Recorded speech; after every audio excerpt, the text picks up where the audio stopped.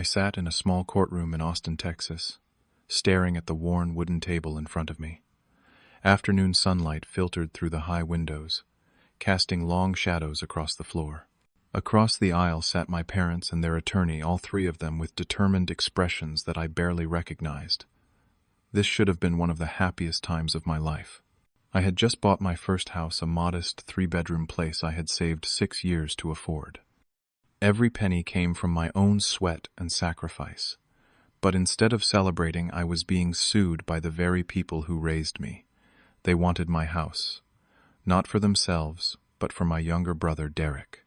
Their argument was simple and devastating. It should go to him instead. I clutched my mortgage receipt with trembling hands, sitting alone, without an attorney, knowing only that I was right. How did it come to this? Why would parents take their own son to court?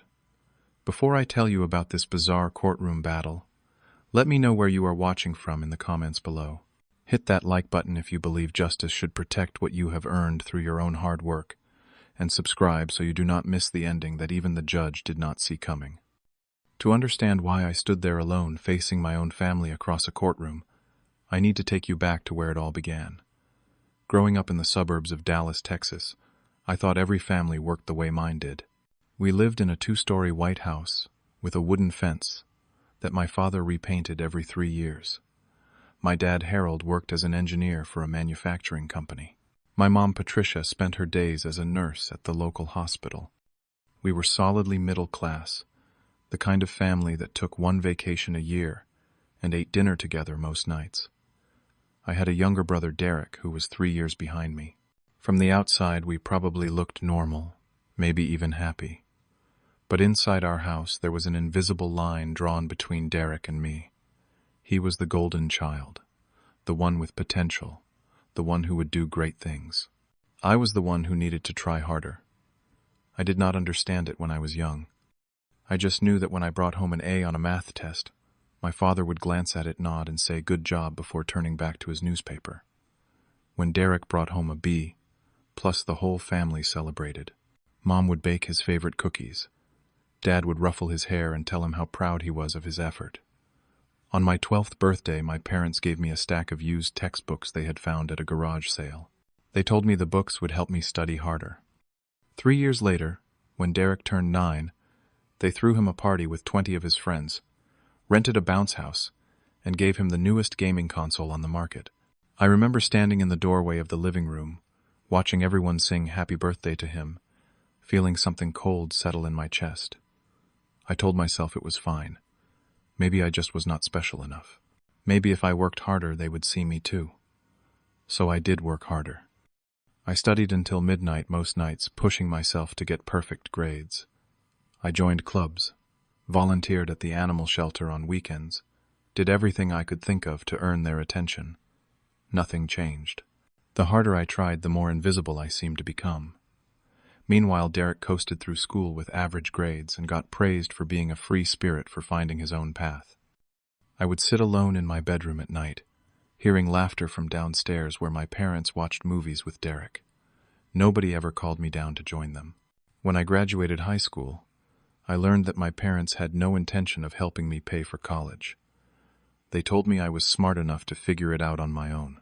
Derek, they explained, would need their financial support when his turn came, because he was not as academically gifted. I applied for every scholarship I could find and pieced together enough to cover part of my tuition. The rest I paid by working 3 jobs. Mornings I waited tables at a diner that smelled like burnt coffee and grease. Afternoons I shelved books at the university library. Weekends I delivered groceries for a local supermarket, loading heavy bags into strangers' cars. I barely slept. My hands always smelled like dish soap or cardboard. Derek got the full ride from our parents when he started at the University of Texas at Austin 2 years later. They paid his tuition, his housing, his meal plan, everything. They told me how important it was to support him through this transition. I worked through every holiday, including Christmas, to cover my own expenses. By the time I graduated with a marketing degree, I owed nothing to anyone, but I also had nothing saved. I was 22, exhausted, and still waiting for my parents to notice I existed. I landed a job at a small tech company in Austin. The pay was modest $45,000 a year, but it was mine. I rented a tiny studio apartment with a window that looked out at a brick wall. I furnished it with second-hand furniture and cooked every meal at home to save money. While my former classmates went out on weekends, I stayed in and transferred $2,000 into my savings account every single month. I had a goal. I wanted to buy a house before I turned 30. Not a big house, not a fancy house, just a place that belonged to me and nobody else. Derek graduated but struggled to find steady work. He bounced between jobs, quitting when he got bored or claiming his boss did not appreciate him. By 25, he was still living in our childhood bedroom, paying no rent. My parents called it giving him time to find his passion. When I visited on holidays, they would ask me why I had not found a better job yet, why I was not doing more with my life. Then they would turn to Derek and tell him not to worry, that he was young and had plenty of time to figure things out. 6 years into my career, I got promoted. My salary jumped to $65,000 annually. I called my parents, excited to share the news. My mom answered. I told her about the promotion, about how hard I had worked for it. She said that was nice. Then she asked if I could lend Derek $5,000 so he could open a coffee shop he had been dreaming about. My mouth went dry. I said I could not do that right now. She sighed and told me families should help each other. I hung up feeling guilty for saying no to something I had every right to refuse. But I kept saving. Every month another $2,000 went into that account. I tracked it in a small notebook, writing down each deposit, watching the numbers grow. It became my obsession, my proof that I could build something on my own. When I finally had enough for a down payment, I started looking at houses. Nothing extravagant, just something small and mine. In March of 2024, I found it. A 3-bedroom house in East Austin with 2 bathrooms and a small backyard where an old oak tree provided shade. The place was 1,200 square feet, nothing fancy. The kitchen cabinets were outdated, the bathroom tiles were cracked, and the whole place needed fresh paint. But when I walked through it for the first time, I felt something shift in my chest. This could be home, my home. The asking price was $290,000. With my savings, I could put down 20%, $58,000. I would take out a mortgage for the rest. The day I signed the papers, my hands shook so badly I could barely hold the pen. The real estate agent smiled and handed me the keys. 2 keys on a simple ring. They were the most beautiful things I had ever held. I sat in my car in the driveway of my new house and cried. Not sad tears, but the kind that come when something you have wanted for so long finally becomes real. I owned a house. At 28 years old, I had done something entirely on my own. I called my parents that evening, unable to keep the excitement out of my voice. Dad answered. I told him I had bought a house. There was silence on the other end. Then he asked where. I described the neighborhood, the house, how much work it needed, but how perfect it felt. He did not congratulate me. He just said Derek was still looking for a place to live. Mom got on the phone and mentioned that Derek was planning to propose to his girlfriend soon. They would need somewhere to start their life together. I felt the happiness drain out of me like water through a broken dam. I ended the call as quickly as I could. 2 weeks after I moved in, I was painting the living room a soft blue color when the doorbell rang. I was not expecting anyone. I opened the door to find my parents and Derek standing on my front step. They had not called ahead. Their faces were serious, almost grim. I invited them in, confused, but trying to stay polite. Derek walked through the room slowly, his eyes scanning everything. He stopped in the kitchen and said it was not bad but could use some work. His tone was critical, like he was inspecting a property he might buy. We sat down in the living room on folding chairs, since I had not bought real furniture yet. My father cleared his throat in that way he did before important announcements. My mother folded her hands in her lap. She started talking, and what she said made no sense at first. She said we needed to discuss the house. I asked what about it. My father leaned forward and told me Derek was getting married soon, that he needed a stable place to start a family. I nodded still, not understanding. Then my mother said I was single, that I did not need a 3-bedroom house, that Derek needed it more than I did. I laughed. I actually laughed because I thought they were joking. The sound came out strange and hollow in the empty room. But when I looked at their faces, I realized they were completely serious. My father's jaw was set firm. My mother's eyes were pleading. Derek sat quietly looking at the floor, but not disagreeing with anything they said.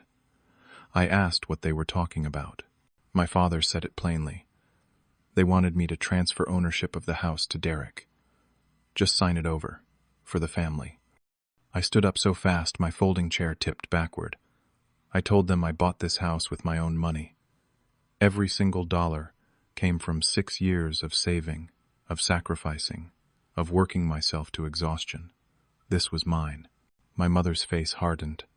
She said we were a family, that families help each other. Then she called me selfish. That word landed like a slap. Selfish. Me. The one who paid his own way through everything, while they bankrolled Derek's entire life. I walked to the door and opened it. I told them they needed to leave. My father stood, his face turning red. He said I would regret turning my back on family. My mother gathered her purse, her lips pressed into a thin line. Derek finally looked at me, but he did not say anything. Not sorry, not that this was wrong, nothing. The 3 of them left, and I stood in my empty house, shaking with anger and hurt. I locked the door behind them and sank down with my back against it, trying to understand what had just happened. 3 weeks later, I heard a knock that was different from a normal visitor. It was official, firm, the kind of knock that announces bad news. I opened the door to find a postal carrier holding a certified envelope. I signed for it, my stomach already twisting. I tore it open, standing right there in the doorway. Inside was a legal document. A lawsuit. Harold and Patricia Williams versus Solomon Williams. Case filed in Travis County Court. They were suing me for ownership of my house. The claim stated they were seeking a court order to transfer the deed to Derek Williams based on family agreement and moral obligation. I read it 3 times, unable to process the words.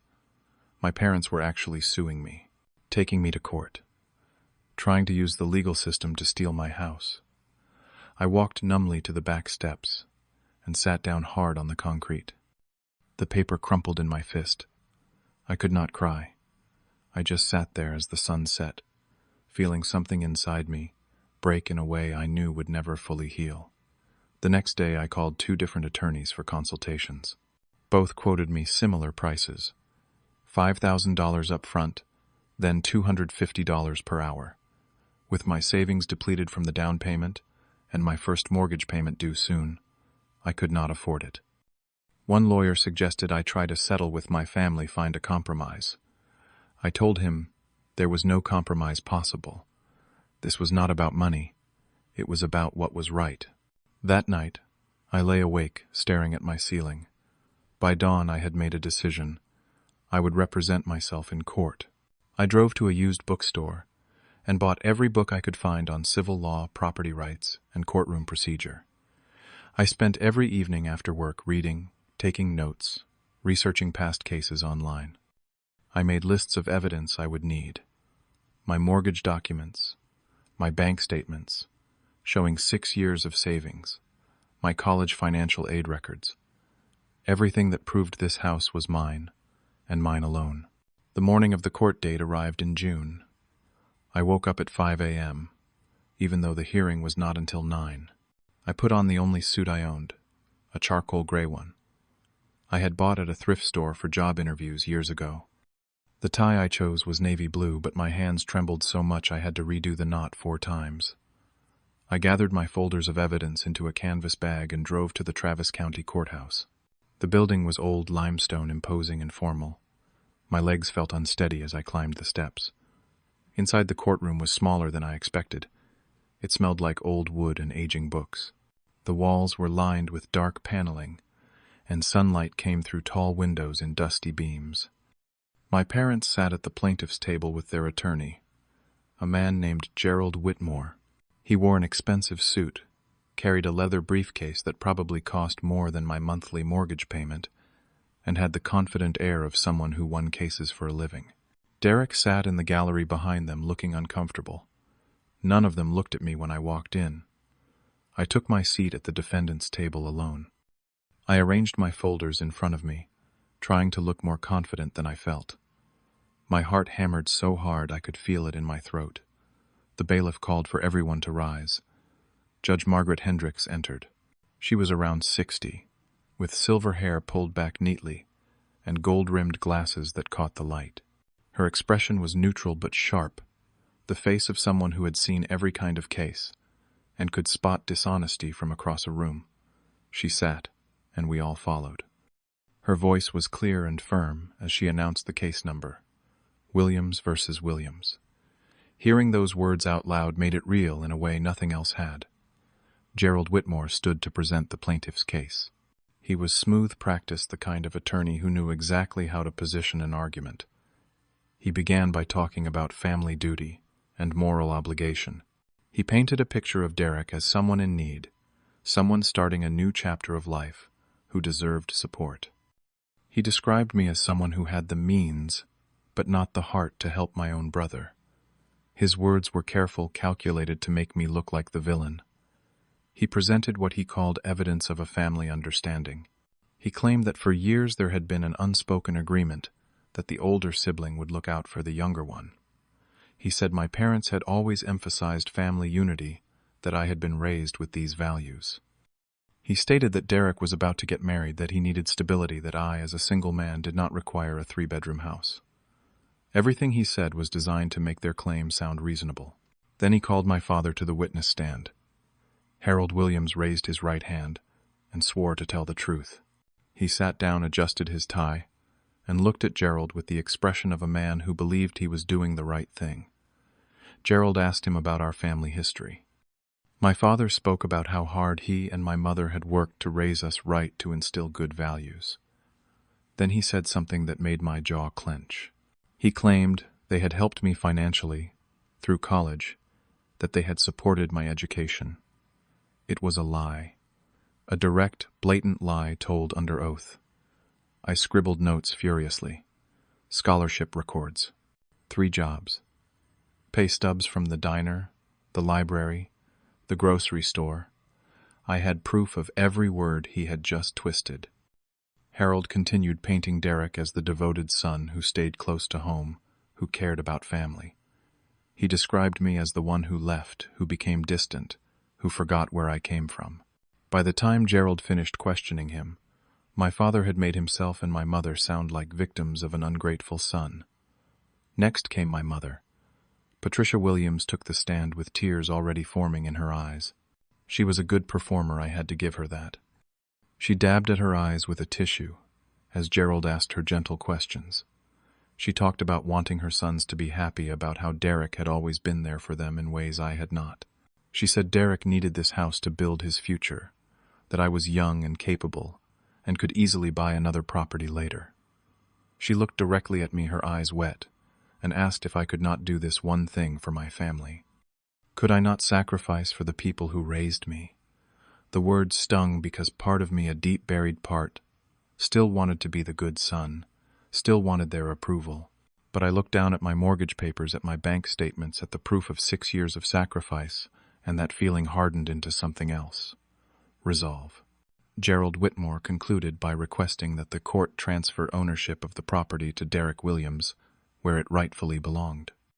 He said this with such confidence, such certainty, that for a moment I wondered if I had misunderstood something fundamental about how the world worked. He sat down looking satisfied. Judge Hendricks turned to me. Her eyes were appraising, curious. She asked if I was ready to present my defense. I stood up. My legs were steadier than I expected. I said, "Yes, Your Honor." My voice came out stronger than I felt inside. I began simply. I told the judge this was not about family duty. It was about theft, disguised as love. Gerald immediately objected, calling my language inflammatory. Judge Hendricks overruled him. She told me to continue. I took a breath and presented the truth piece by piece. First, I addressed the lie about college.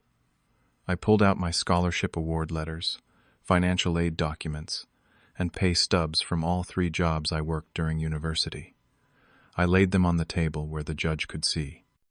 I stated clearly that my parents had not paid a single dollar toward my education. Every penny came from scholarships and my own earnings. I showed the proof. Gerald's confident expression flickered. Second, I presented evidence of how I bought the house. I had bank statements going back 6 years. Every month $2,000 deposited into savings. I had highlighted each one. $58,000 accumulated through my own labor, through choosing to live in a tiny apartment and cook every meal and skip vacations. I showed the mortgage documents with my name as the sole borrower. No co-signers, no parental loans. This house was legally mine in every possible way. Third, I addressed the so-called family agreement. I asked my father directly while he was still under oath if this agreement had ever been put in writing. He hesitated, then admitted it had not. I asked if my parents had contributed financially to the purchase of this house. Silence. I repeated the question. The answer was no, because there was no agreement. There was only an expectation that I would continue being the invisible obedient son who gave up everything while Derek got everything. Then I presented evidence of the favoritism that had defined our lives. I had brought emails from Derek's university showing my parents as the payers of his tuition. I had records showing he lived at their home rent-free for years after graduation, while I paid my own way from age 18. I told the judge I was not asking her to judge my parents' choices. I was asking her to protect my legal property rights. Judge Hendricks allowed me to call Derek as a witness. He walked to the stand reluctantly. I asked him if he had ever directly asked me for the house. He said no. I asked if he had offered to purchase it from me at any price. He admitted he did not have the money. I asked if he had contributed anything to the down payment or mortgage. No. Then I asked the question that mattered most. I asked him if he actually wanted to take my house from me. Derek looked at the floor. He said quietly that he did not think things would go this far. But I had one more piece of evidence, the one that would change everything. I pulled out a printed email from my bag. It was dated 1 week before the court hearing. The email was from Harold Williams to Derek Williams. I had obtained it through discovery requests, something I learned about in those law books. I read it aloud. The email said, "Once we win the house, we will sell it and split the money 3 ways. Solomon does not need to know." The courtroom went completely silent. Even the court reporter stopped typing for a second. Judge Hendricks leaned forward. Gerald Whitmore's face went pale. He stood quickly, stammering that he had not been aware of this email. The judge asked my parents if it was authentic. My father tried to form words but could not. My mother started crying real tears this time, not the performed ones from earlier. Gerald requested time to confer with his clients, and I watched him lean over to whisper urgently to them, his earlier confidence completely shattered. Judge Hendricks did not need to hear anything more. She removed her glasses and set them on the bench in front of her. She said she had heard enough. What followed was not just a ruling, it was a condemnation. She addressed my parents directly, her voice sharp with disapproval. She said this was one of the most troubling cases she had encountered. They had attempted to use the legal system to steal from their own son. Not only was there no legal basis for their claim, but the evidence showed clear intent to defraud. She said the email proved they had planned to profit financially from taking my property. Her ruling was swift and absolute. Case dismissed with prejudice, meaning they could never bring this claim again. I retained full ownership of the property. Furthermore, she ordered my parents to pay my court costs. She looked at Gerald Whitmore and suggested he vet his clients more carefully in the future. Gerald gathered his papers, quickly avoiding eye contact with anyone. My parents sat frozen at their table. Derek stared at his hands.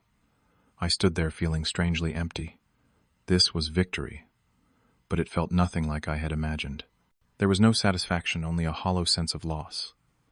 I gathered my folders and walked out of the courtroom into the bright hallway. The sunlight through the tall windows felt too harsh.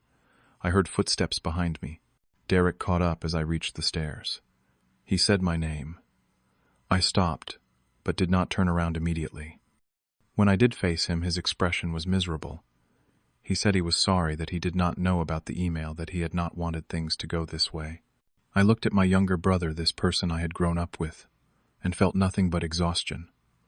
I told him I hoped he would find his own path in life, just not by taking what was mine.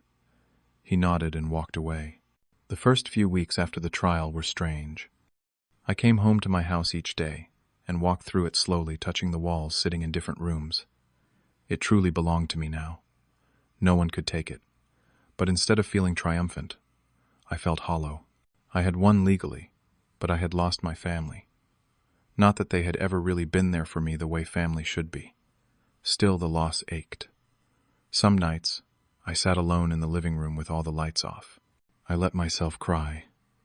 Not from sadness exactly, but from release. Years of trying to be good enough, of hoping for approval, of believing I was the problem, all of it flowed out of me in those dark, quiet hours. When the tears stopped, I felt lighter, like I had put down something heavy I had been carrying my entire life. I started small projects around the house. I planted tomatoes in the backyard. I repaired the fence. I painted the porch railing a deep green. Each task was a way of claiming the space as mine, of making it reflect who I was rather than what I thought others wanted me to be. My neighbor, an older woman named Mrs. Chen, brought over homemade dumplings one Saturday afternoon. She said she had seen me working hard on the house, that I deserved it.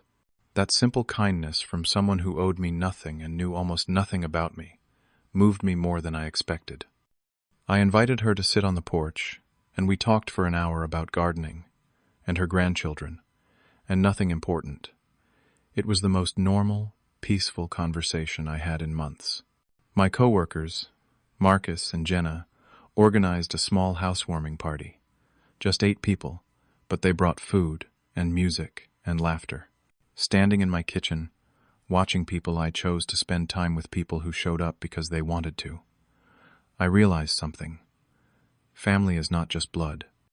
Sometimes the people who love you best are the ones you find along the way. A month after the trial, my mother sent a text message.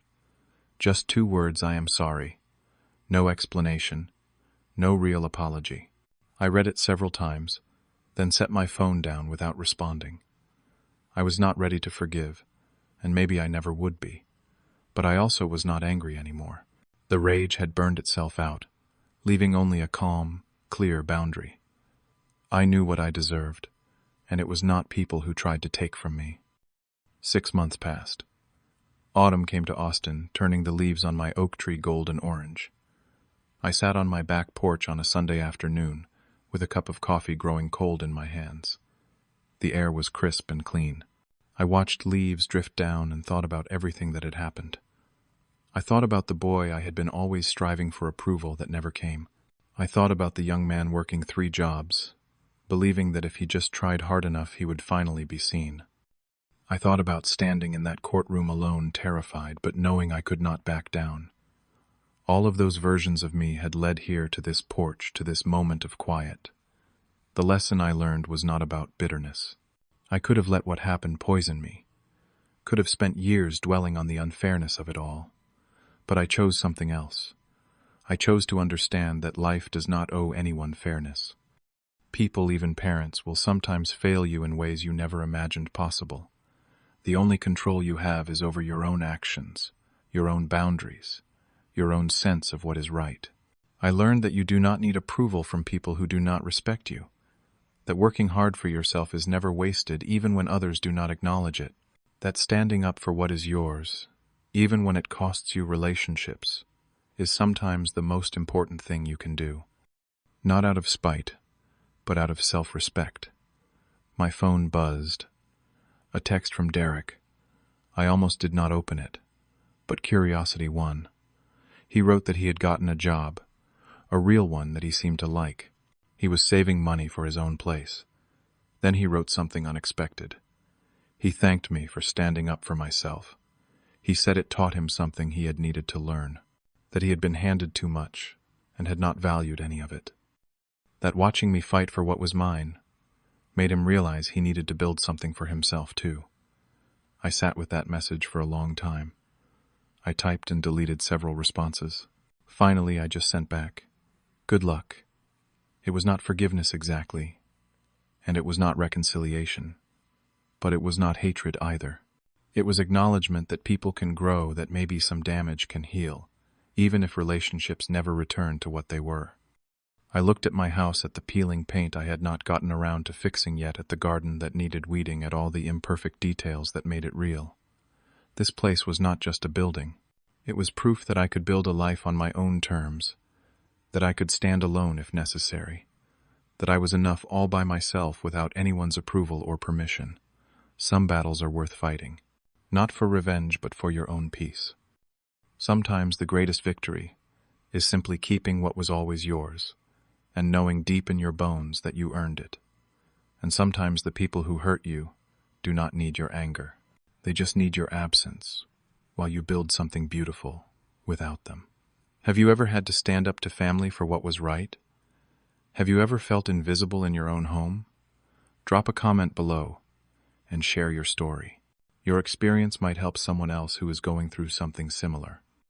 If this story resonated with you, please hit that like button and subscribe to this channel for more real stories about life, family, and finding strength you did not know you had.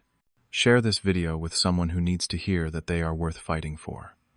Thank you for listening to my story. I hope it reminds you that your worth is not determined by people who cannot see it. Stay strong, stay true to yourself, and remember that the right people will recognize your value without you having to prove it. Take care.